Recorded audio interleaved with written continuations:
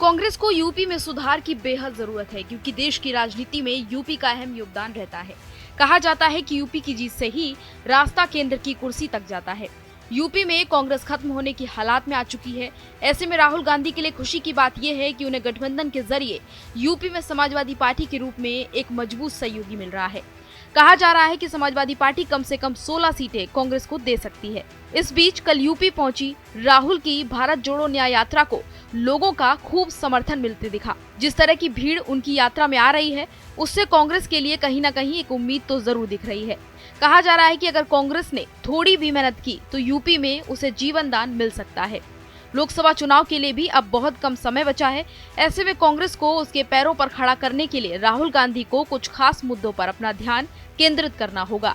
सबसे पहले तो कांग्रेस को सपा से सीट बंटवारे में ऐसी सीटें यूपी में हिस्से में लेनी होंगी जिन पर कांग्रेस के लिए जीतना आसान हो।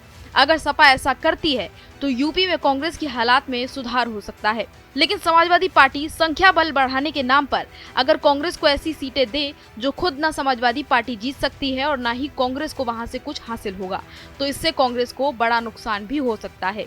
कहा जा रहा है कि अखिलेश यादव कांग्रेस को पारंपरिक सीट रायबरेली, अमेठी के अलावा कानपुर, झांसी, जालौन और फतेहपुर की सीटें भी देने के लिए राजी हो सकते हैं। उम्मीद जताई जा रही है कि एक सप्ताह के अंदर ही सीटों को लेकर सहमति के साथ घोषणा कर दी जाएगी।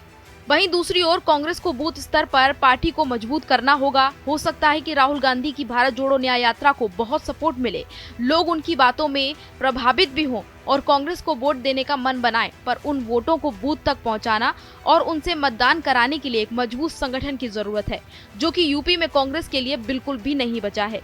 सबसे ज्यादा सदस्यों वाली बीजेपी को मात देने के लिए कांग्रेस को भी उसी स्तर पर तैयारी करने की जरूरत है।